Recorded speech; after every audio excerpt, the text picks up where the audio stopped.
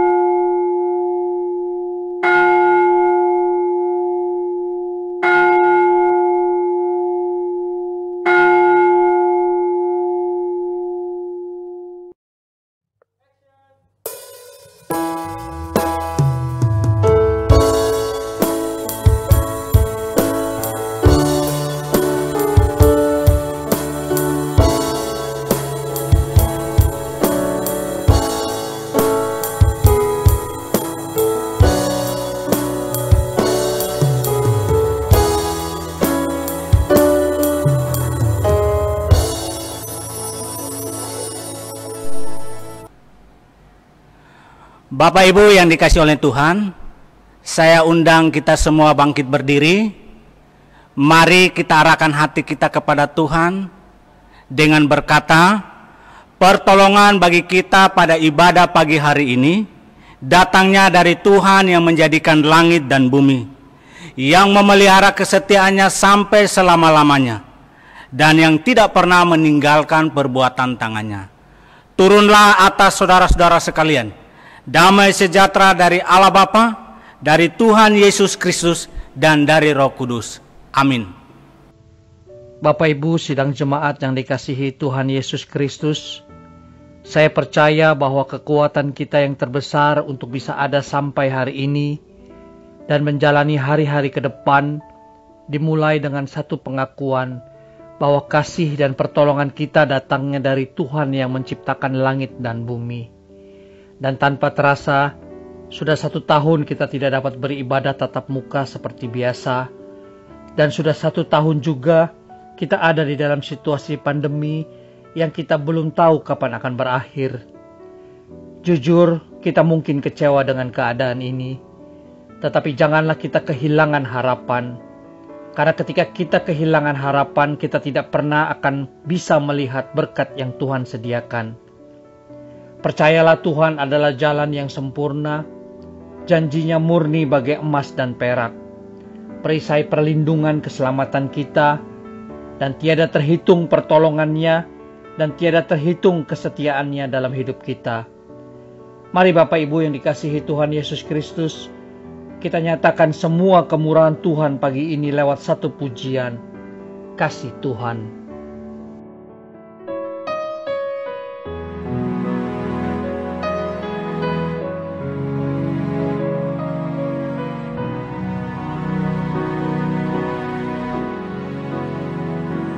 Engkaulah jalan yang sempurna, janjimu murni bagai emas perak, perisai perlindungan keselamatanku. Engkaulah jalan kebenaran, dalam kasih-Mu ada kehidupan, penolong yang setia di dalam kesesakan. Bagaikan langit yang membentang, begitu luas kasih Tuhan, tiada terhitung pertolongan-Mu dalam hidupku.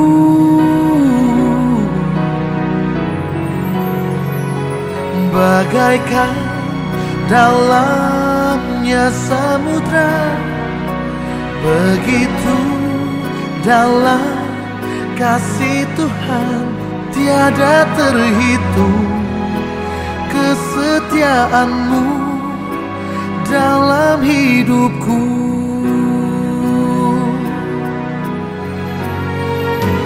Bagaikan langit yang membentang, begitu luas kasih Tuhan tiada terhitung, pertolongan-Mu dalam hidupku.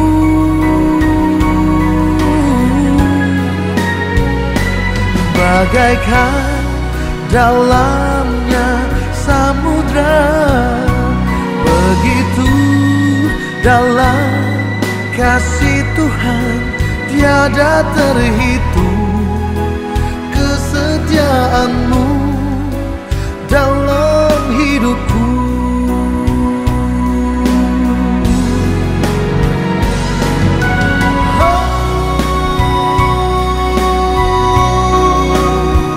Kasih Tuhan,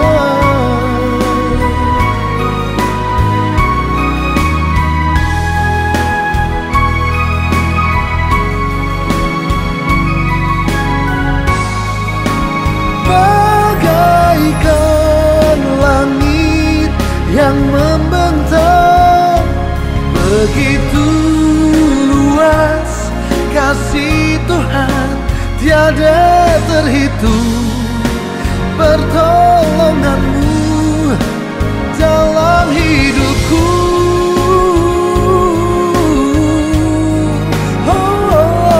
Bagaikan dalamnya samudra, begitu dalam kasih Tuhan tiada terhitung, kesetiaan-Mu dalam hidupku.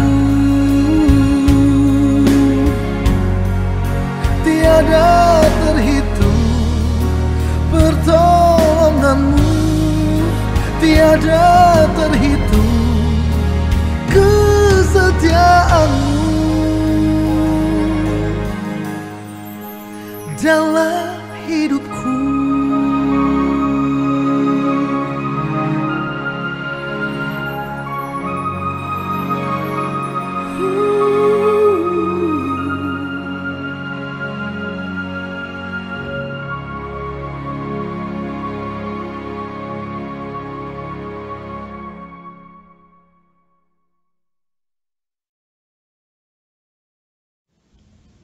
Bapak Ibu sidang jemaat yang dikasihi Tuhan Yesus Kristus, kita boleh ada sampai hari ini, kita masih mampu bertahan sampai hari ini, itu semua karena kasih setia Tuhan dalam hidup kita.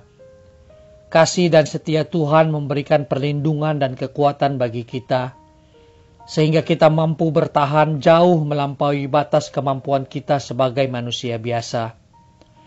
Pagi hari ini saya mengajak Bapak Ibu semua untuk menaikkan ucapan syukur kepada Tuhan atas semua kebaikan dan kasih setianya dalam hidup kita. Sekaligus datang memohon pengampunan atas setiap dosa dan pelanggaran yang sudah kita perbuat.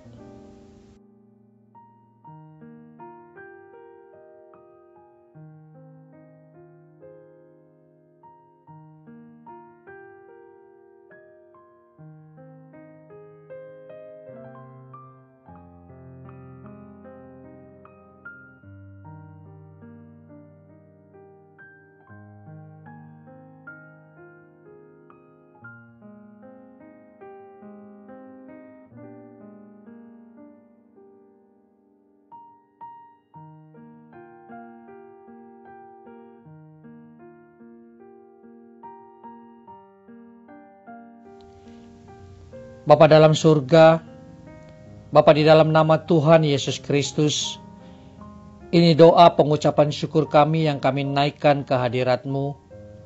Ajar kami senantiasa selalu mengucap syukur buat setiap perkara yang sudah terjadi di dalam hidup kami. Dan ampuni kesalahan dan pelanggaran yang sudah kami perbuat yang mungkin tanpa sengaja, perbuatan kami dan ucapan kami sudah melukai hati Tuhan.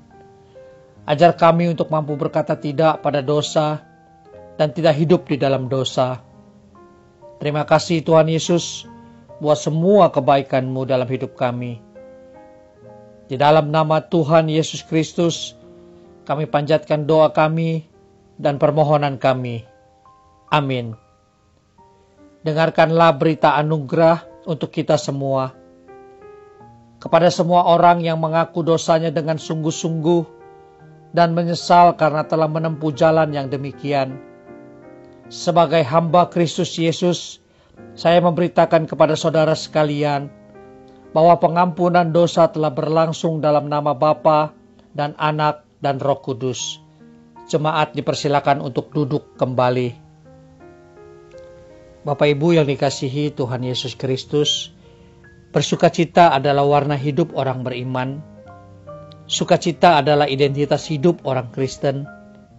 Sebagai pengikut Kristus, kita harus hidup di dalam ucapan syukur yang ditandai dengan sukacita dalam segala hal. Seperti yang dikatakan oleh Rasul Paulus dalam Filipi 4 ayat yang keempat. Bersukacitalah senantiasa dalam Tuhan. Sekali lagi kukatakan bersukacitalah.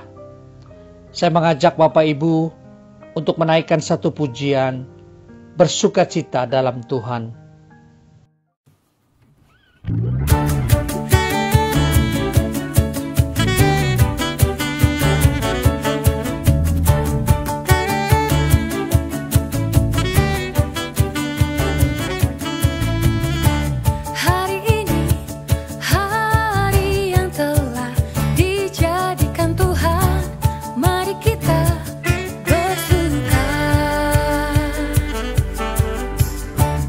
Hari ini, hari yang telah dijadikan Tuhan, mari kita bersuka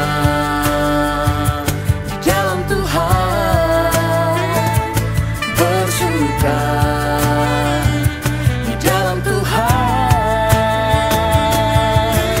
bersuka, bersuka dalam Tuhan, mari bersukacitalah, bersuka, bersuka dalam Tuhan, sekarang bersuka, bersukacitalah.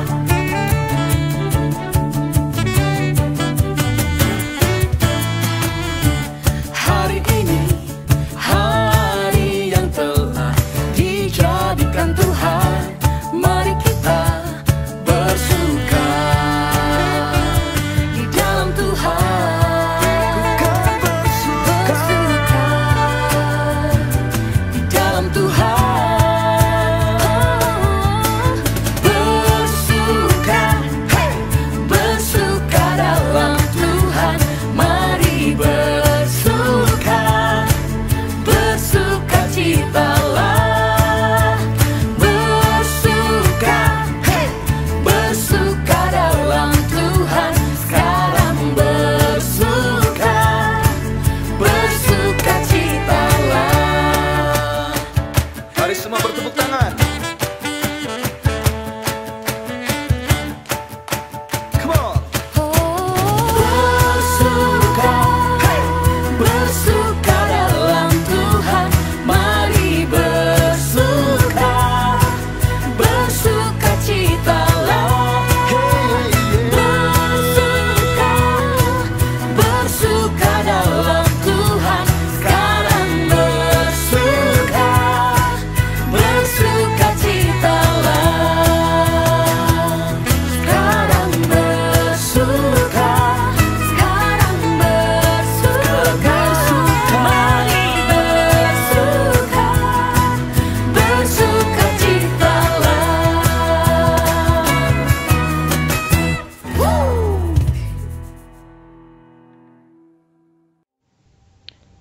Bapak Ibu yang dikasihi Tuhan, sebelum kita mengikrarkan pengakuan iman kita, pengakuan iman rasuli, mari kita naikkan pujian dari KPPK 221, Sandar pada Lengan yang Kekal.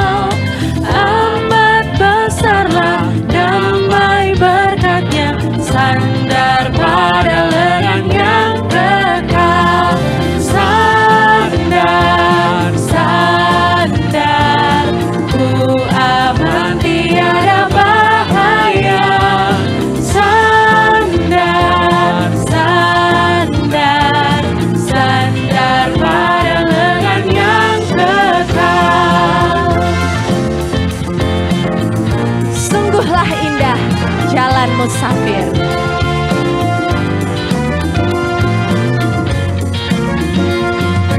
Sungguhlah indah jalan musafir, sandar pada lengan yang kekal. Tenang dan cerah langkah jalanku, sandar pada lengan yang kekal. Sandar, sandar, ku aman tiada bahaya. Sandar, sandar, sandar pada lengan yang kekal. Ku tak akan cemas, ku tak akan takut, sebab ku tahu Tuhanlah yang memegang kehidupanku.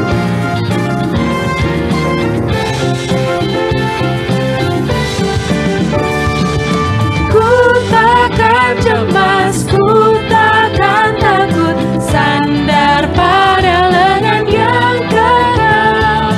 Hatiku aman, ya di sisiku, sandar pada lengan yang kekal. Sandar, sandar, ku aman tiada bahaya. Sandar, sandar, sandar pada lengan yang kekal. Sandar pada lengan yang kekal.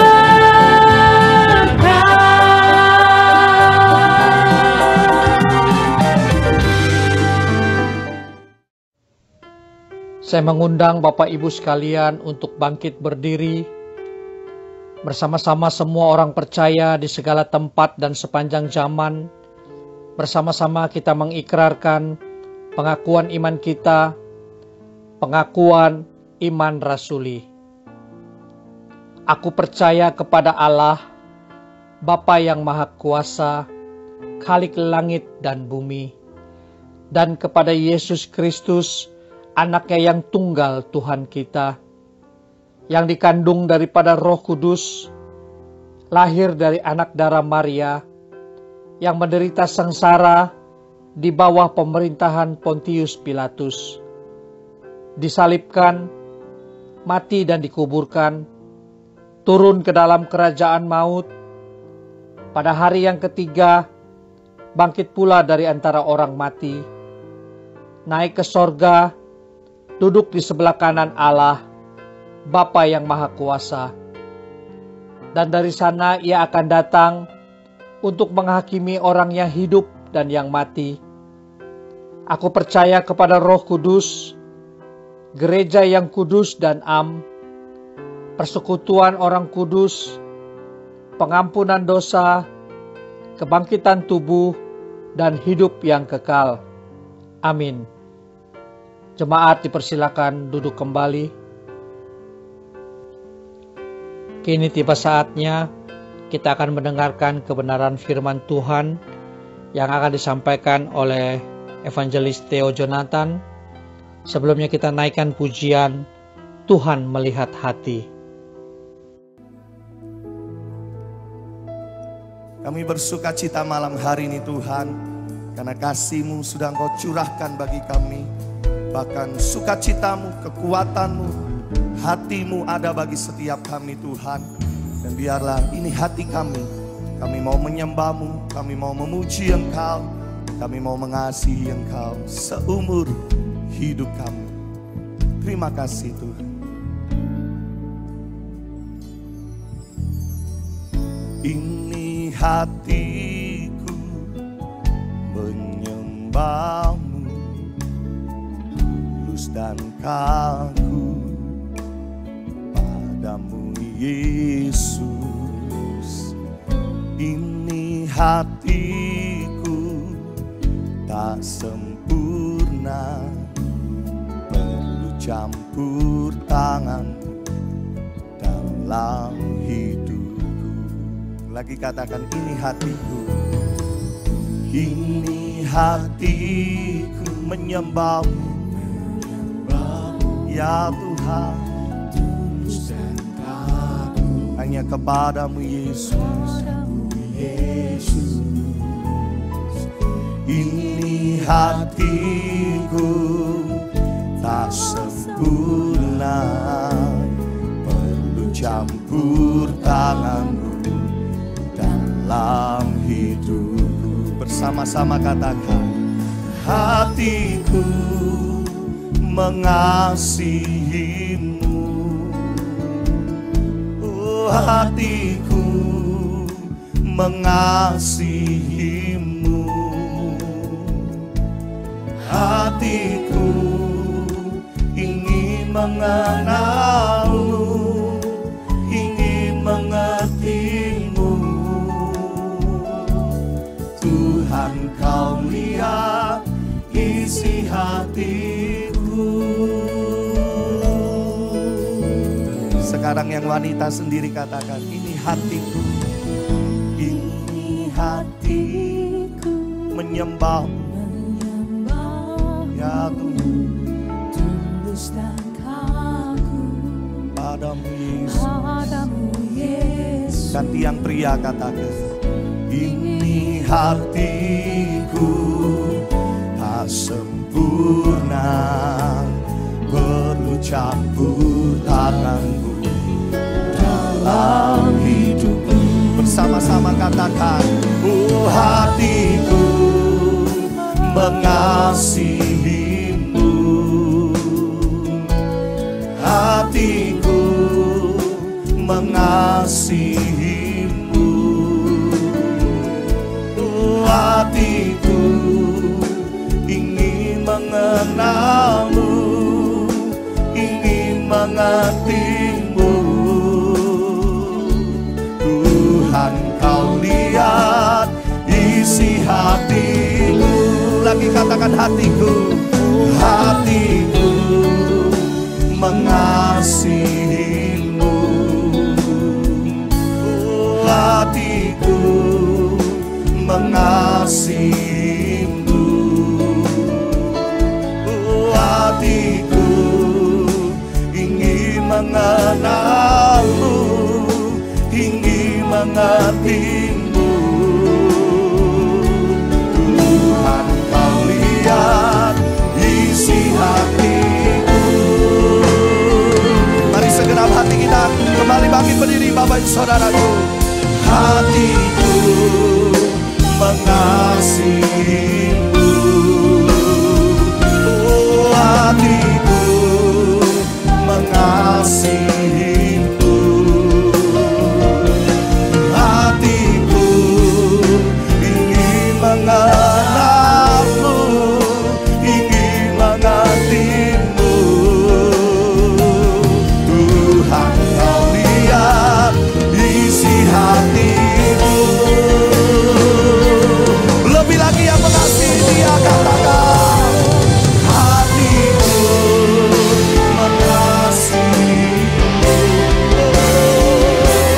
Hatiku mengasihimu. Oh, hatiku ingin mengenalmu, ingin mengertimu. Tuhan, kau lihat isi hatiku. Katakan, Tuhan, Tuhan, kau lihat isi hatiku. Tuhan, kau lihat isi hatiku.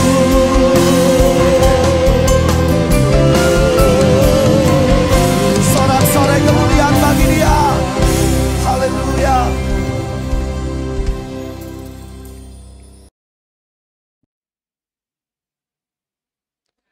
Bapak Ibu yang dikasihi oleh Tuhan, mari kita satukan hati kita tundukkan kepala, kita berdoa agar perenungan firman Tuhan pagi hari ini boleh menjadi berkat untuk kita.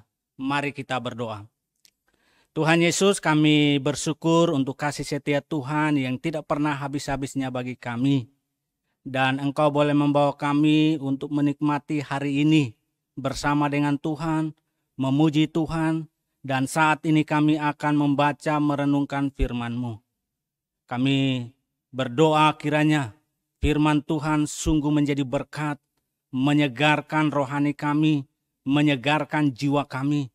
Dan biarlah kami terus bertumbuh, berakar, berbuah melalui kebenaran firman Tuhan yang kami renungkan bersama. Berkati hamba yang sangat terbatas ini, kiranya boleh memberkati kami semua dalam merenungkan firman-Mu. Di dalam nama Yesus kami berdoa. Amin. Bapak Ibu yang dikasihi oleh Tuhan, hari ini kita akan membaca firman Tuhan dari Amsal pasal 22 ayat 11. Amsal 22 ayat 11. Saya akan membacanya. Orang yang mencintai kesucian hati dan yang manis bicaranya menjadi sahabat raja. Sekali lagi, orang yang mencintai kesucian hati dan yang manis bicaranya menjadi sahabat raja. Bapak Ibu yang dikasihi oleh Tuhan, tema yang menjadi perenungan buat kita hari ini untuk kita renungkan bersama, yaitu hikmat menjaga ketulusan hati. Tema kita, hikmat menjaga ketulusan hati. Hari ini kita diingatkan lagi, kita didorong untuk punya pemahaman, untuk mulai memikirkan bahwa hikmat itu sangat penting untuk menjaga ketulusan hati kita. Hikmat sangat penting. Hikmat sangat bermanfaat, hikmat sangat berarti. Bahkan hikmat itu sangat esensial, sangat mendasar, sangat hakiki dalam menjaga hati kita. Dalam mengontrol hati kita. Agar hati kita tidak dicemari, tidak terkontaminasi. Agar hati kita itu bersih. Hati kita itu tulus. Alkitab bahasa Indonesia sehari-hari, saya membacanya dari Amsal 22 ayat 11. Orang yang menyukai ketulusan dan yang manis bicaranya akan menjadi sahabat raja. Bapak Ibu yang dikasihi oleh Tuhan, kita akan melihat arti kata ketulusan. Menurut Kamus Besar Bahasa Indonesia, ketulusan itu berasal dari kata tulus, yang artinya kesungguhan, kebersihan, ya kebersihan hati, dan juga berbicara tentang kejujuran. Dalam teks yang kita baca, istilah kesucian, istilah ketulusan, dalam bahasa Ibrani digunakan kata tahor, artinya bersih, artinya murni. Ini bicara tentang kebersihan moral. Dalam bahasa Inggris, pure, itu artinya murni, yaitu tidak tercampur atau dipalsukan dengan bahan atau bahan yang lain.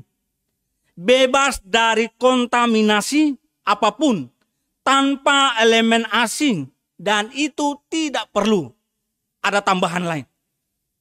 Jadi ketulusan itu sama dengan kebersihan. Ketulusan tidak tercampur. Jadi Bapak Ibu, ibaratnya kita pernah dengar istilah susu yang murni.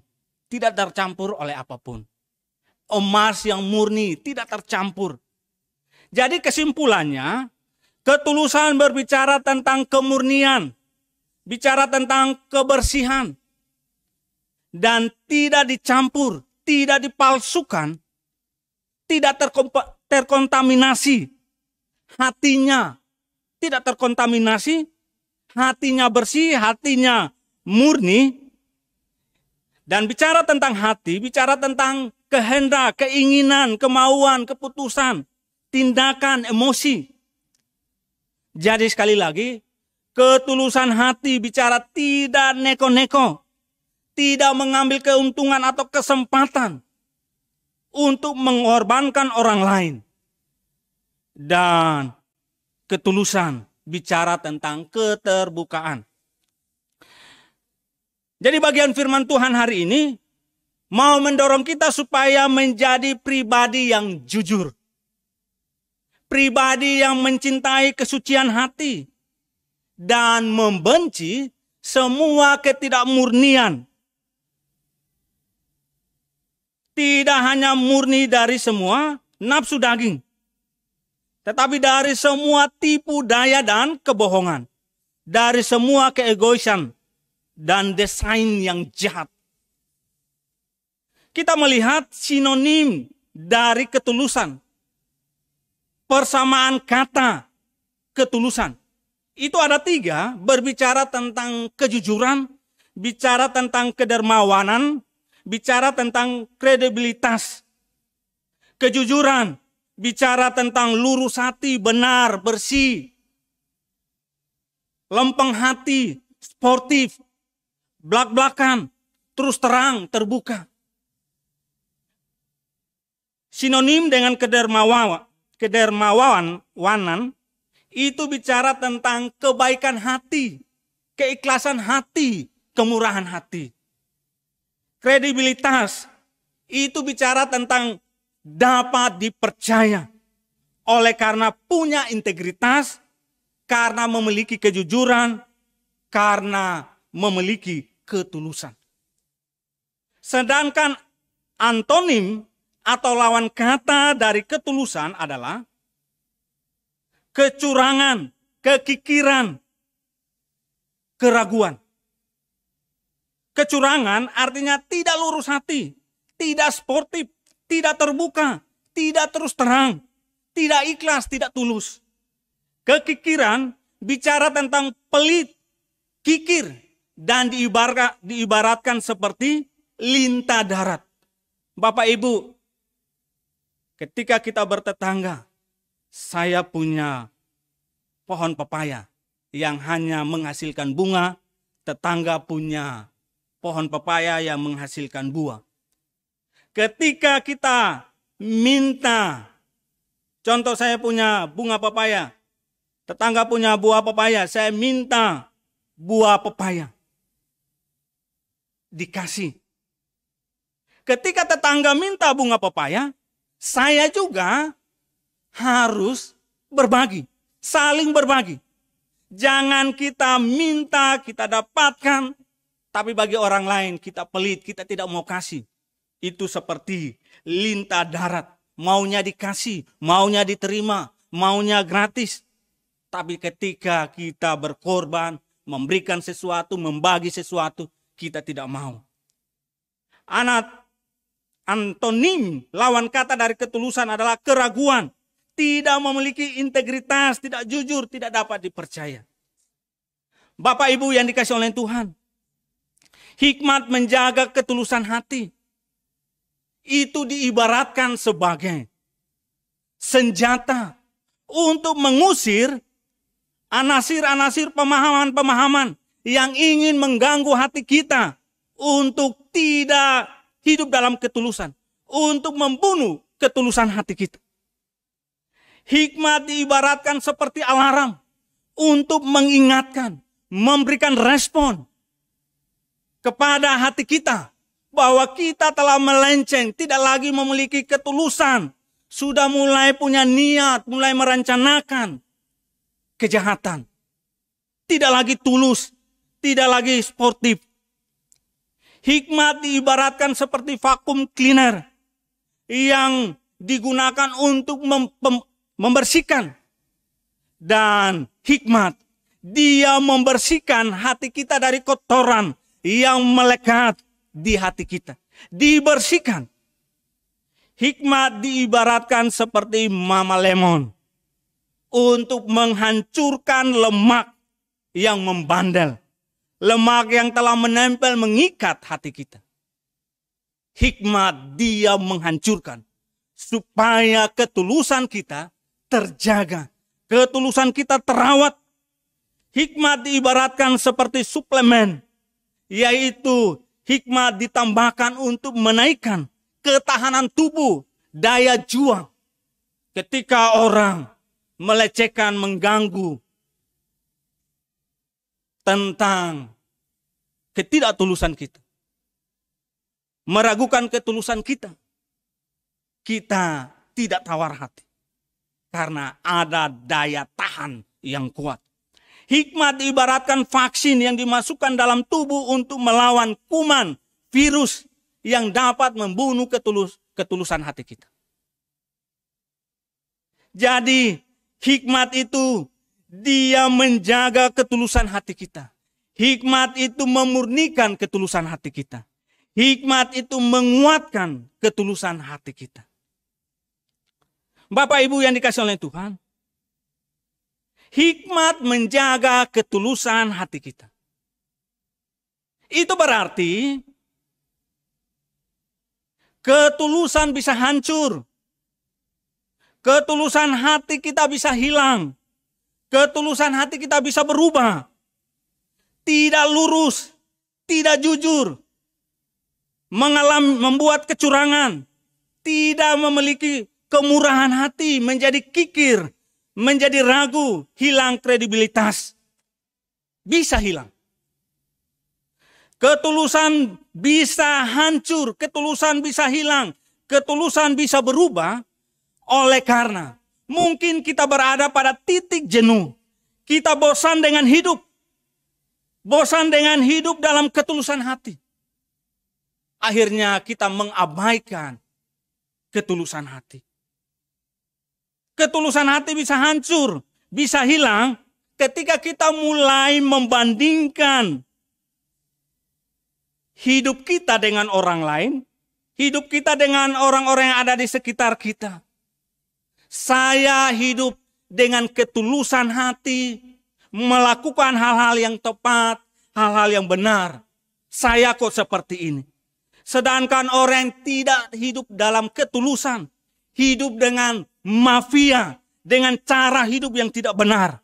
Mereka sehat, mereka aman, mereka biasa-biasa saja. Akhirnya ketulusan kita tinggalkan. Ketulusan kita bisa hancur, ketulusan kita bisa hilang, ketulusan hati kita bisa berubah. Oleh karena orang mulai tidak menghargai ketulusan hati kita. Merendahkan ketulusan hati kita. Menertawakan ketulusan hati kita. Bahkan orang curiga dengan ketulusan hati kita. Mereka menentang, mengolok-olok. Akhirnya kita menjadi tawar hati. Mulai membuang, mengabaikan hidup dalam ketulusan hati. Ketulusan hati bisa hancur, bisa hilang, bisa berubah oleh karena pergumulan, oleh karena persoalan, oleh karena tekanan yang dihadapi. Akhirnya kita menyudahi hidup dengan ketulusan. Ketulusan akan diuji oleh perjalanan waktu. Hari ini bisa kita berkata, saya tulus. Bisa beberapa waktu ke depan, ketulusan kita bisa berubah. Dulu kita membantu dengan tulus. Sekarang kita mengungkit ketulusan hati kita, kebaikan kita. Dalam perjalanan waktu bisa menjadi sirna. Ketulusan hati kita akan diuji oleh waktu, oleh situasi, oleh keadaan. Diuji oleh orang-orang yang berada di sekitar kita. Jadi Bapak Ibu, hari ini firman Tuhan, hikmat menjaga ketulusan hati, itu memberikan perlindungan maksimal. Memberikan perlindungan yang paling prima. Dan hikmat adalah hidup takut akan Tuhan. Bapak Ibu yang dikasihi oleh Tuhan, ada 3 hal yang akan kita renungkan dari tema hikmat menjaga ketulusan hati. Yang pertama, ketulusan hati mengikuti Tuhan. Yang kedua, ketulusan hati melayani Tuhan. Yang ketiga, ketulusan hati terhadap sesama. Kita merenungkan yang pertama, ketulusan hati mengikut Tuhan. Artinya pikiran, kehendak, tindakan kita fokusnya kepada Tuhan. Yohanes 6 ayat 26 dan ayat 66, saya akan membacanya. Yesus menjawab mereka, "Aku berkata kepadamu, sesungguhnya kamu mencari aku. Bukan karena kamu telah melihat tanda-tanda, melainkan karena kamu telah makan roti itu dan kamu kenyang." Mulai dari waktu itu, banyak murid-muridnya mengundurkan diri dan tidak lagi mengikut dia. Saya coba membandingkan dengan Yohanes 6 ayat 26 dan 66. Yesus menjawab, "Sungguh kalian mencari aku bukan karena kalian sudah mengerti maksud keajaiban-keajaiban yang kubuat. Tapi karena kalian sudah makan sampai kenyang." Mulai saat itu banyak pengikutnya meninggalkan dia dan tidak mau mengikutnya lagi. Bapak Ibu yang dikasih oleh Tuhan, kalau kita membaca teks ini, Tuhan dengan tegas menegur mereka yang mengikut Tuhan. Dan Tuhan berbicara ini setelah mereka diberi makan oleh Tuhan. Dan ketika mereka datang dan Yesus menegur mereka. Yesus tahu motif mereka. Motif yang terselubung. Ikut Tuhan tidak tulus, tidak fokus kepada Tuhan. Tapi fokus kepada makanan. Fokus kepada berkat. Keinginan yang terselubung. Tuhan menegur mereka. Perjalanan hidup kita dalam mengikut Tuhan harus tulus, menyenangkan Tuhan, mau berkenan kepada Tuhan dalam perjalanan hidup bersama dengan Tuhan. Ketika saya mau ikut Tuhan, saya benar-benar fokus kepada Tuhan. Dia yang telah menyelamatkan saya. Dia yang telah menebus saya. Dia yang telah memanggil saya. Itulah yang harus kita lihat. Itulah yang menjadi fokus kita ikut Tuhan. Bukan kita melihat berkatnya. Dulu dia artis, mengenal Tuhan, mulai melayani Tuhan, mengambil keputusan menjadi hamba Tuhan, menjadi pendeta. Dia mau tulus melayani Tuhan, memberikan segenap hati untuk melayani Tuhan. Tidak lagi penting dengan popularitas, nama besar. Tapi dalam pelayanan beberapa waktu, mulai berbalik, ingin menjadi artis. Mulai bergaya artis. Supaya makin dikenal. Supaya daya jualnya tinggi. Dulu pengusaha. Berusaha utama. Dan pelayanan hanya mengisi waktu. Part time. Tapi mengambil keputusan mau memberikan waktu untuk melayani Tuhan. Meninggalkan usahanya. Setelah menjadi pendeta sekian lama. Bergumul dengan finansial. Bergumul dengan keuangan. Akhirnya mulai balik setir. Mulai mengutamakan untuk menjadi pengusaha. Status hamba Tuhan. Itu menjadi pelayanan minor. Pelayanan mayornya adalah menjadi pengusaha. Mulai berusaha. Mulai ingin mendapatkan berkat materi. Dulu preman. Mengambil keputusan untuk jadi pendeta. Tapi ketika menjadi pendeta banyak persoalan, banyak pergumulan, banyak tekanan. Akhirnya mulai motifnya berubah. Lebih baik menjadi preman. Memiliki mentalitas preman. Dia mulai perlihatkan. Tidak lagi dengan kelembutan. Kalau kita membaca Matius 16 ayat 24. Lalu Yesus berkata kepada murid-muridnya. Setiap orang yang mau mengikut aku, ia harus menyangkal diri. Memikul salibnya dan mengikut aku. Tuhan tidak membawa kita untuk berorientasi kepada berkat. Tuhan tidak menjanjikan hidup yang aman, yang mapan, yang nyaman. Tapi Tuhan mau membawa kepada kita bahwa hidup dengan Tuhan itu selalu beresiko. Ada pergumulan, ada kesulitan, ada penderitaan. Tapi sekali lagi, Tuhan akan menolong kita, memampukan kita untuk melewati semuanya itu. Dan kita harus menyangkal diri, memikul salib untuk ikut Dia.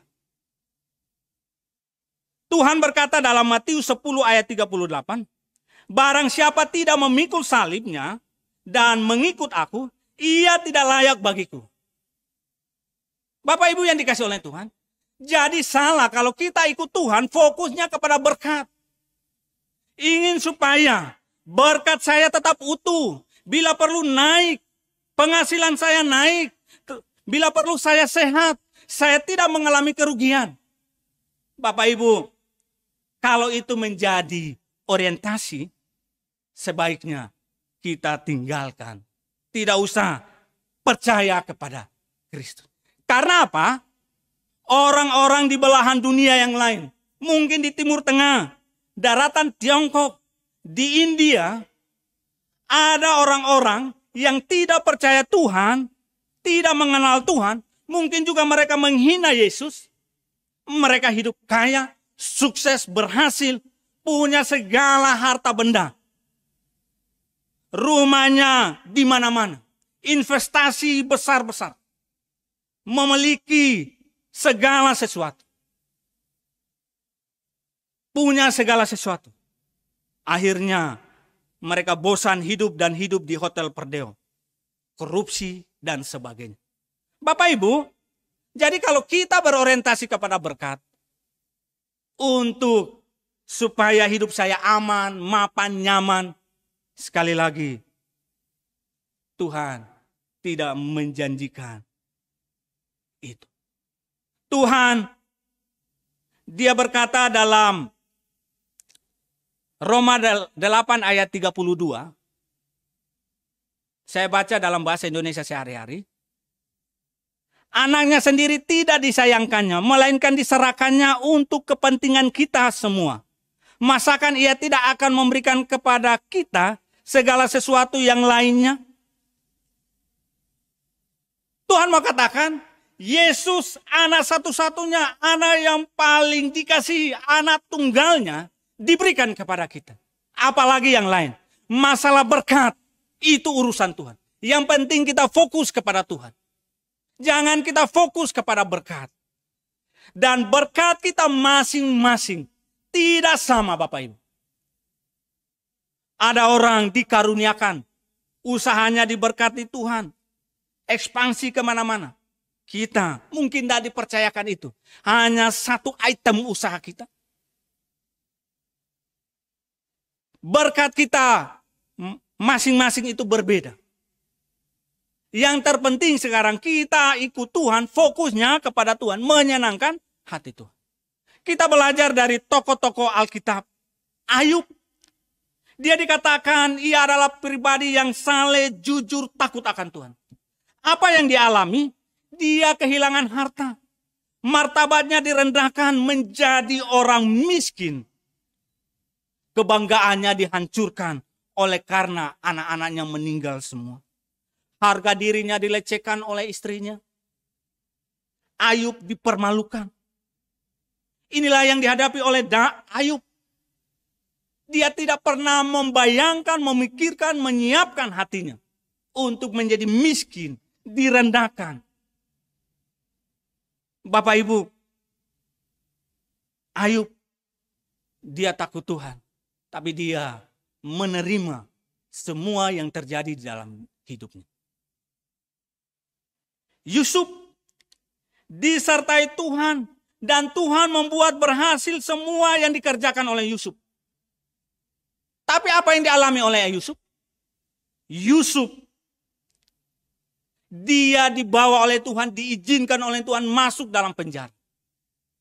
Oleh karena istri Potifar memutarbalikan fakta. Dan di dalam penjara Juru minum melupakan dia 2 tahun. Betapa sakitnya tuh di sini. Jadi ikut Tuhan ada kesulitan-kesulitan. Ada pengalaman-pengalaman yang mengerikan. Tapi sekali lagi Tuhan bertanggung jawab dengan hidup kita. Ayub, Yusuf, Tuhan bertanggung jawab. Justru dilupakan oleh juru minum itulah. Waktu Tuhan memakai Raja Firaun untuk menyelesaikan apa yang menjadi kesulitan Firaun. Menerjemahkan mimpinya. Sehingga Yusuf diambil keluar. Bapak Ibu yang dikasihi oleh Tuhan, kita belajar dari Paulus. Pertobatannya begitu dramatis, spektakuler. Pengalaman yang istimewa, Tuhan berbicara kepadanya secara pribadi. Dia mendengar suara itu begitu jelas. Tapi ketika dia berdoa supaya Tuhan mencabut duri dalam dagingnya sebanyak 3 kali. Tuhan berkata, jawaban Tuhan, tidak. Cukup. Justru lewat kelemahanmu, kuasaku menjadi sempurna. Jadi ikut Tuhan, sewaktu-waktu kita berada dalam kesulitan. Bahkan doanya, jawabannya tidak. Yeremia dipanggil Tuhan dengan jelas melayani bangsanya. Bangsanya tidak bertobat. Tidak mendengar pemberitaannya. Yeremia tertolak penuh dengan air mata. Nabi yang menangis. Tapi dia tetap menjaga ketulusan hati. Bapak Ibu, mari kita memiliki hikmat untuk menjaga kita dalam mengikut Tuhan. Kita fokus kepada pribadi. Berkat urusan Tuhan. Dia akan menolong kita. Dia akan membawa kita untuk menikmati hidup ini. Sekalipun ada pergumulan kita bisa melewatinya. Kita bisa tenang di tengah-tengah kesulitan. Oleh karena Tuhan ada bersama-sama dengan kita. Yang kedua, ketulusan hati melayani Tuhan. 2 Korintus 4 ayat 1-2 saya baca dalam bahasa Indonesia sehari-hari. Kami melakukan pekerjaan ini karena kemurahan hati Allah. Itu sebabnya kami tidak putus asa. Karena itu kami tidak tawar hati. Kami tidak memakai cara-cara gelap yang memalukan. Kami tidak mau bekerja dengan licik. Tidak mau memutarbalikkan perkataan Allah. Kami melayani Allah dengan hati yang murni menurut kehendaknya. Sebab itu, kami harapkan semua orang menilai kami dengan baik di dalam hati nuraninya. Yang berikut Kolose 3 ayat 23 dalam bahasa Indonesia sehari-hari. Pekerjaan apa saja yang diberikan kepadamu, hendaklah kalian mengerjakannya dengan penuh hati. Seolah-olah Tuhanlah yang kalian layani dan bukan hanya manusia. Ada seorang ibu janda yang sudah cukup tua, mungkin sekitar usia 65 tahun. Ibu janda ini penampilannya sederhana, bersahaja, tidak terlalu menonjol di gereja, tidak terkenal, tidak berpengaruh. Satu waktu dia datang ke rumah Bapak Pendeta dan dia berbicara dengan Pak Pendeta. Pak Pendeta, bisakah tanggal 15 Bapak memimpin kebaktian di rumah? Pak Pendeta menjawab, Ibu, tanggal 15 saya ada kegiatan. Tanggal 15 ada banyak kegiatan yang harus saya lalui. Nanti kebaktian di rumah Ibu, saya serahkan kepada teman saya aja ya. Nanti saya hubungi dia. Biar dia mengganti saya. Terus Pak Pendeta ini tanya kepada ibu ini. Bu, Ibu mau buat kebaktian apa di rumah? Dan ibu janda ini berkata, oh gini Pak Pendeta. Anak saya, dia mendapatkan promosi jabatan yang baru. Dia menjadi direktur di sebuah perusahaan asing di luar negeri. Dan dia minta supaya saya mengajak teman-teman, mengajak Pak Pendeta untuk buat ibadah syukuran. Dan dia memberikan persembahan dan dia berkata, persembahan syukuran ini kasih sama Pak Pendeta. Waktu Pak Pendeta itu dengar, dia tanya, maaf Ibu, kebaktian itu tanggal 5 kah? Oh tidak Pak, tanggal 15. Oh saya kira tanggal 5. Kalau tanggal 15 itu saya tidak ada kegiatan, saya bisa melayani. Saya bisa melayani. Saya ada kesempatan. Dan ibu itu dia bilang, itu sore loh Pak. Sore pun saya ada waktu. Saya tidak kemana-mana. Saya siap melayani. Bapak Ibu, ketulusan, kemurnian dalam melayani bisa berubah.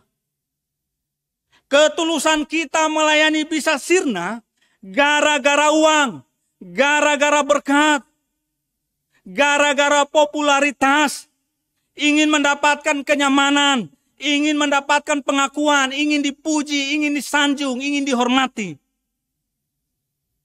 Kita mulai tidak terbuka dengan pelayanan. Kita punya motivasi yang tersembunyi, yang terselubung. Kita tidak lagi jujur melayani Tuhan. Tapi kita ingin mendapatkan sesuatu. Yang tadi saya katakan, seperti bisnis. Apa yang bisa saya dapat? Atau saya melayani untuk pansos, panjat sosial, menaikkan harga diri, menaikkan popularitas, mulai dikenal, dihormati, menjadi gila hormat. Kita melayani Tuhan, kita menempatkan Tuhan sebagai bodyguard kita, untuk menjaga aset kita, untuk menjaga diri kita supaya kita tidak sakit, untuk supaya tidak kemalingan. Kita melayani Tuhan sebagai pancingan. Saya melayani ini supaya saya dapat ini. Supaya ikannya besar. Pelayanan yang besar dapat hasil yang besar. Bapak Ibu yang dikasih oleh Tuhan, sekali lagi Tuhan memanggil kita untuk mengerjakan tugas panggilan ini. Marilah kita kerjakan. 2 mimbar Tuhan berikan kepada kita. Mimbar pelayanan di gereja. Bahkan mimbar pelayanan di luar gereja. Di gereja kita dipercayakan untuk melayani, berkhotbah, singers. Baik sebagai penginjil, hamba Tuhan, pendeta, majelis. Mungkin menjadi seksi kebersihan. Membawa kolektan, seksi konsumsi. Apapun pelayanan yang diberikan kepada kita, mari kita kerjakan untuk Tuhan. Bukan untuk mencari sesuatu. Berkaitan dengan hidup kita. Untuk kenyamanan kita. Untuk keuntungan kita. Bapak Ibu yang dikasih oleh Tuhan. Ini mau mengingatkan kepada kita. Mimbar kita. Kalau kita dipercayakan melayani di gereja. Mari kita ambil bagian mengerjakan dengan sungguh-sungguh. Begitu juga mimbar kita di luar gereja. Sebagai masyarakat, sebagai kepala keluarga, sebagai anggota keluarga. Baik itu bekerja sebagai karyawan, pimpinan, pengusaha, apapun profesinya. Itulah mimbar kita. Sebagai kita melayani Tuhan. Baik saya sebagai hamba Tuhan. Mimbar saya di gereja. Dan juga di masyarakat. Di lingkungan. Begitu juga dengan Bapak Ibu. Di gereja maupun di rumah, di lingkungan, di tempat kerja. Marilah kita bekerja dengan sungguh-sungguh. Yang terakhir. Ketulusan hati terhadap sesama. Ketulusan hati berbicara tentang kemurahan hati, kebaikan hati, belas kasihan. Tidak ada kecurangan hati, sportif, terbuka. Kisah Para Rasul 20 ayat 35. Dalam segala sesuatu telah kuberikan contoh kepada kamu, bahwa dengan bekerja demikian kita harus membantu orang-orang yang lemah. Dan harus mengingat perkataan Tuhan Yesus. Sebab ia sendiri telah mengatakan, adalah lebih berbahagia memberi daripada menerima. Paulus menasihati jemaat di Efesus. Karena dia akan berpisah dan kemungkinan orang di Efesus tidak bertemu dengan dia lagi. Dia mau mendorong mereka untuk peduli, untuk care bersama terhadap orang lain. Untuk punya kebiasaan semangat spirit. Lebih baik memberi daripada menerima. Biarlah memberi dengan ketulusan hati. Kita memberi karena kita tahu, kita menyadari bahwa kita sanggup. Diberikan kemampuan, diberikan daya upaya untuk menolong, memperhatikan orang lain. Dan orang lain menerima kebaikan hati karena mereka berhak menerimanya. Stephen Cole mengatakan, menerima keselamatan Tuhan di dalam Kristus adalah titik awal menjadi pemberi. Karena itu adalah titik awal untuk menyesuaikan karakter Anda dengan Tuhan Yesus. Jadi memperhatikan, mempedulikan sesama, menolong sesama, membahagiakan sesama. Itu merupakan karakter Yesus yang harus kita ikuti. Jangan sampai kita tidak mau berbagi. Kita tidak mau menolong. Lebih baik memberi daripada menerima menunjukkan bahwa mereka mau membebaskan diri dari dosa keserakahan. Jadi orang yang mau memberi, dia sedang membebaskan dirinya dari keserakahan. Jadi kalau orang yang tidak membagi, dia serakah. Ingin makan sendiri. Tuhan memberikan sesuatu kepada kita, berkat kepada kita untuk berbagi dengan orang lain. Di bagian lain Paulus berkata dalam Galatia 6 ayat 2, bertolong-tolonglah menanggung bebanmu. Demikianlah kamu memenuhi hukum Kristus. Bapak Ibu, kita makhluk sosial yang punya kelebihan dan kekurangan. Kelebihan orang lain menolong menutupi kekurangan kita. Kelebihan kita menolong orang lain dari supaya mereka terhibur, dikuatkan, menolong mereka supaya menutupi kekurangan kelemahan mereka. Jadi marilah kita saling menolong. Bukan kita memanfaatkan orang lain. Memanfaatkan kelemahan orang lain untuk keuntungan kita. Ada seorang yang bernama Mutai, pelari jarak jauh dari Kenya. Dia mengikuti lomba lari jarak jauh. Dan waktu dia orang pertama yang akan juara mendekati garis finish. Tapi dia terganggu dengan garis finish ini. Dia merasa dia sudah mencapai garis finish. Jadi dia mulai menurunkan kecepatan. Dia mulai mau berjalan. Dan ada teman yang berada di belakangnya namanya Ivan Fernandes. Dia berteriak kepada Mutai dalam bahasa Spanyol. Supaya ayo terus lari. Garis finish ada di depan. Mutai dia tidak mengerti bahasa Spanyol. Dia santai. Akhirnya si Ivan Fernandes dia mendekati Mutai dan akhirnya dia mendorong Mutai ini mencapai garis finish. Dan Mutai juara. Ivan mendapat juara kedua.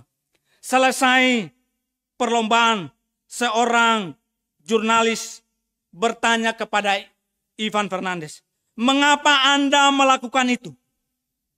Jawaban Ivan Fernandes, jawaban yang datar, yaitu impian saya adalah suatu hari nanti kita hidup bersama dan memiliki moral yang baik di tengah masyarakat.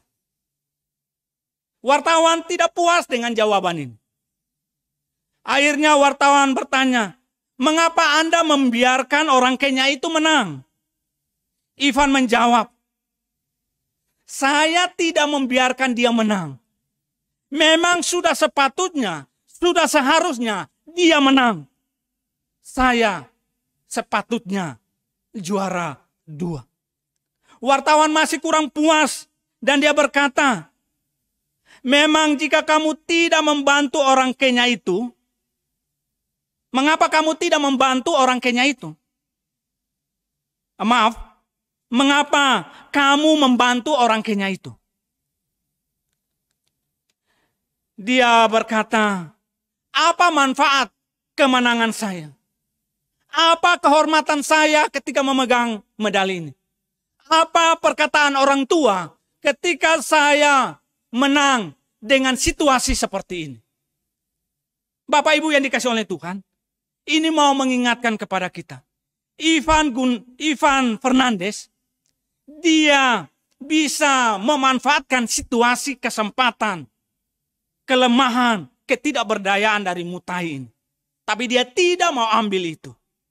Dia tahu Mutai berhak untuk juara. Bapak Ibu yang dikasih oleh Tuhan, ada banyak orang aji mumpung. Ada banyak orang mengambil kesempatan dalam kesempitan untuk mendapatkan keuntungan. Ada banyak orang mengorbankan orang lain. Mengorbankan keterbatasan orang lain, ketidakberdayaan orang lain. Untuk mengambil keuntungan. Kita tahu dia orang baik. Dia orang tidak neko-neko. Dia orang murah hati. Kita mulai meminjam. Dan ketika kita minjam, kita mulai lupa diri. Tidak tahu diri. Tidak mau kembalikan. Sampai bertahun-tahun. Kita memanfaatkan orang lain. Kita tahu orang itu baik. Kita mungkin memanfaatkan tenaganya. Pengetahuannya. Kita tidak menghargainya. Tapi kita mengambil sesuatu keuntungan. Bapak Ibu yang dikasih oleh Tuhan. Kita bisa memanfaatkan orang lain untuk menjual rasa iba kita. Ada teman saya, ini di tempat yang dulu. Dia kalau berkhotbah, dia selalu, ya kami hamba Tuhan ini hidup pas-pasan. Terkadang pulang pelayanan itu, saya hanya makan itu dengan nasi. Dengan ikan yang matanya sudah tinggal 1. Apa maksud matanya yang sudah tinggal 1? Yaitu dia makan dengan ikan asin. Dia memakai mimbarnya untuk menjual rasa iba. Ketidaksanggupannya. Padahal dia bergaul dengan orang-orang penting. Dia punya sahabat orang-orang besar.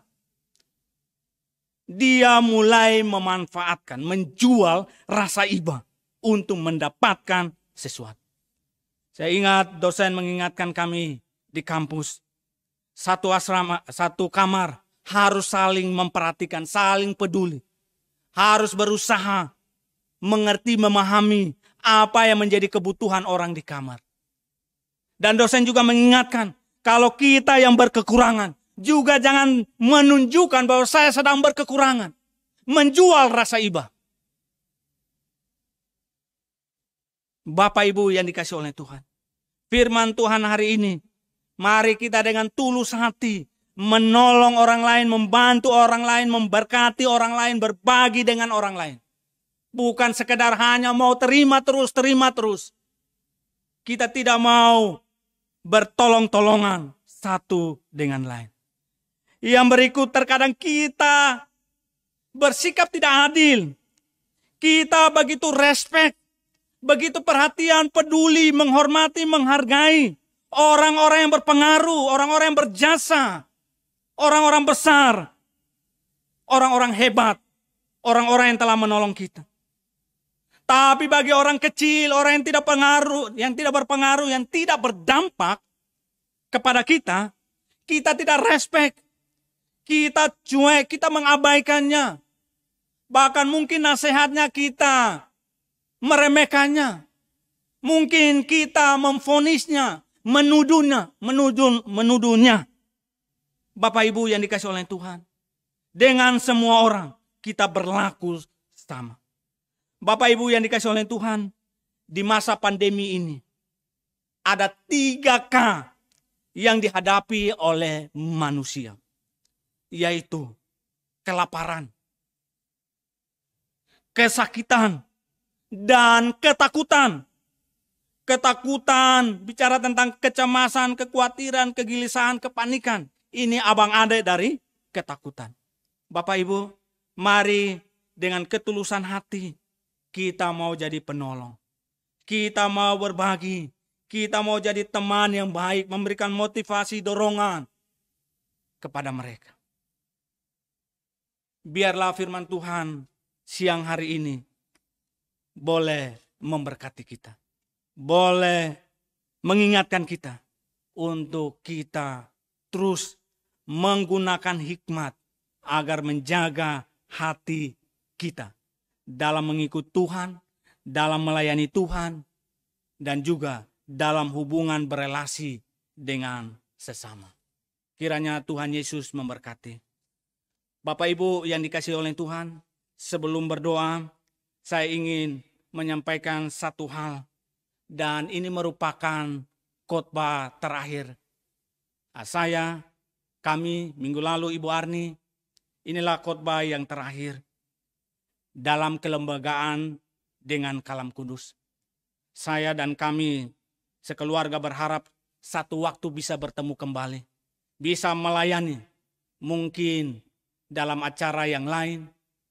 Tapi doa kami satu waktu kita bisa bertemu. Karena ada pepatah mengatakan dunia ini tidak selebar daun kelor. Bisa satu waktu kita bertemu. Dan pada kesempatan ini kami sekeluarga mengucapkan banyak terima kasih. Kami sangat mengapresiasi perhatian peduli Bapak Ibu. Kami sungguh bersyukur karena Bapak Ibu selama 5 tahun mendukung pelayanan kami. Boleh menjadi berkat bagi kami. Memberikan perhatian, kemurahan hati yang tulus kepada kami. Bapak Ibu begitu terbuka menerima kami. Memberikan penghargaan yang besar buat kami. Dan kami juga bersyukur Bapak Ibu bisa menerima nasihat, teguran dari kami melalui mimbar, melalui pemberitaan firman Tuhan. Bapak Ibu, sungguh luar biasa kebaikan kemurahan Bapak Ibu bagi kami. Tidak ada yang bisa kami balas. Kami hanya bisa berterima kasih. Terima kasih Tuhan mempertemukan dengan teman-teman terbaik. Teman-teman yang saling menopang, saling mendukung, saling mempertajam. Sehingga kita semua bisa menjadi dewasa. Dan dalam kesempatan ini kami juga mau minta maaf yang sebesar-besarnya atas kelalaian kami, atas kekurangan dan keterbatasan kami dalam pelayanan yang kami lakukan. Mungkin kami kurang peduli, kami kurang care, mungkin kami menunjukkan sikap perlawanan terhadap Bapak Ibu. Mungkin lewat gestur tubuh, mungkin lewat lirikan mata, mungkin lewat cara kami menjawab. Bapak Ibu, sekali lagi kami minta maaf dengan segala keterbatasan kekurangan kami.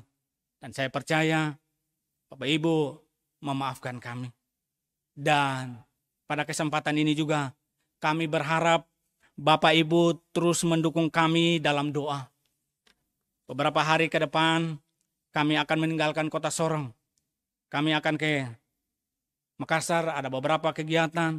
Doakan kami supaya kami sehat, kuat, dilindungi dari bahaya COVID. Dan akan ke Jakarta untuk mengurus urusan sehingga kami boleh memasuki tempat yang baru. Terima kasih. Bapak Ibu, mari kita berdoa. Tuhan Yesus, kami sungguh bersyukur hari ini firman Tuhan boleh mengingatkan kami untuk kami boleh memikirkan dengan serius hidup penuh dengan hikmat. Biarlah kami memikirkan serius untuk kami mendapatkan hikmat, dan hikmat itu diperoleh dengan hidup takut akan Tuhan. Hidup mencari Tuhan, hidup menyenangkan Tuhan. Dan dengan hidup penuh dengan hikmat, itu menjaga ketulusan hati kami. Ketulusan dalam mengikuti Engkau. Ketulusan dalam melayani Engkau. Ketulusan dalam berelasi, berhubungan dengan saudara-saudara. Baik di rumah, di gereja, di mana saja. Terima kasih. Biarlah kami sampai kapanpun ketulusan kami itu terjaga. Mungkin sekalipun orang mencurigai, mengolok-olok, meremehkan ketulusan kami. Biarlah kami tetap tulus, sportif, terbuka untuk melakukan hal-hal yang terbaik. Terima kasih Tuhan Yesus. Hamba mau berdoa juga untuk kami tiap-tiap pribadi dan kesempatan ini. Hamba mau berdoa untuk keluarga besar Kalam Kudus. Bapak, Ibu di mana saja mereka berada. Usaha mereka diberkati Tuhan. Biarlah mereka selalu senantiasa ditolong. Masalah mereka diselesaikan oleh Tuhan. Kemana saja mereka pergi disertai oleh Tuhan. Apa saja mereka perbuat berhasil. Hamba berdoa untuk karir mereka, pekerjaan mereka. Sungguh diberkati oleh Tuhan. Hamba mau mendukung anak-anak kami. Biarlah Tuhan memberkati mereka dalam masa-masa pertumbuhan. Biarlah mereka dijauhkan dari sakit penyakit. Bertumbuh dengan sempurna. Mereka yang dalam studi, Tuhan berkati. Lewat studi ini mereka menjadi orang-orang terdidik. Orang-orang pandai, orang-orang terhormat, orang-orang berpengetahuan. Kami juga berdoa untuk anak-anak kami dalam pekerjaan. Tuhan berkati mereka. Dan kami juga berdoa untuk anak-anak kami. Teman hidup mereka, Tuhan sediakan yang seiman, yang setia, yang takut akan Tuhan. Biarlah cara Tuhan sendiri mempertemukan teman hidup bagi anak-anak kami. Keluarga anak-anak kami pun Tuhan berkati. Yang belum dikaruniakan buah hati, hamba mau berdoa, memohon kepada Tuhan yang punya belas kasihan. Biarlah Engkau berbelas kasihanlah kepada kami. Biarlah Engkau menjawab, memberikan buah hati di tengah-tengah keluarga yang sedang mendoakan, menggumulkan. Dan bagi Tuhan tidak ada yang mustahil. Hamba berdoa untuk kami semua Tuhan. Kemana saja kami pergi, apa saja yang kami pegang, ketika kami berelasi dengan teman, dengan orang lain. Tuhan lindungi kami, jauhkan kami dari bahaya COVID. Biarlah Tuhan tutup bungkusi kami. Kalaupun kami sudah tersentuh dengan virus corona dalam nama Yesus, Tuhan matikan.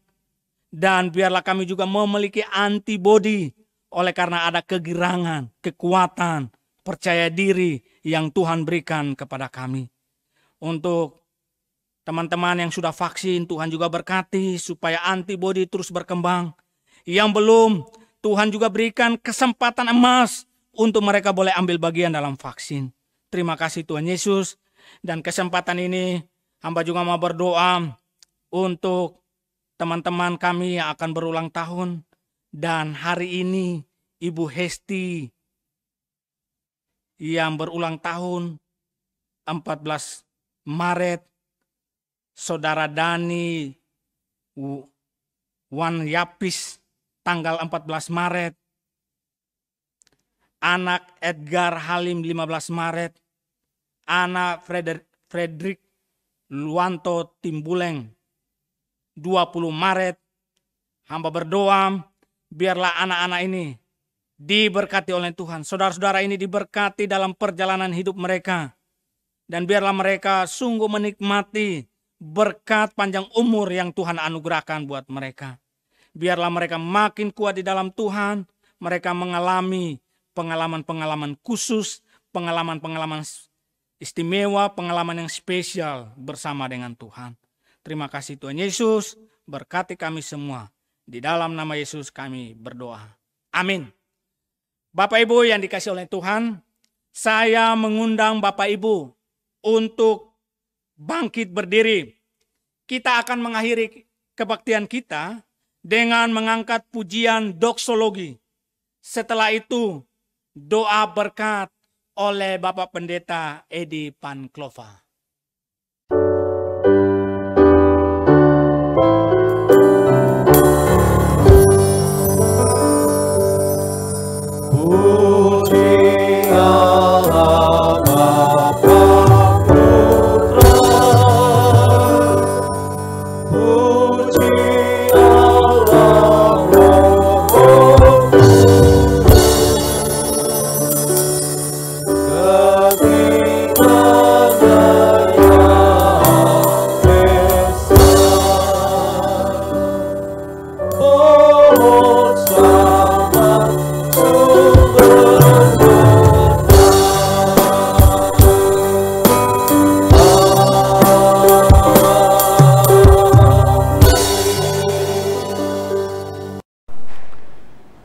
Jemaat yang dikasihi oleh Tuhan Yesus Kristus, arahkan pandanganmu tertuju kepada Tuhan, dan dengan iman yang teguh, terimalah berkat Tuhan. Kiranya Tuhan menjawab engkau pada waktu kesesakan, kiranya nama Allah membentengi engkau, kiranya dikirimkannya pertolongan kepadamu dari tempat kudusnya, kiranya diingatnya segala persembahanmu dan kiranya disukainya segala pelayananmu. Amin.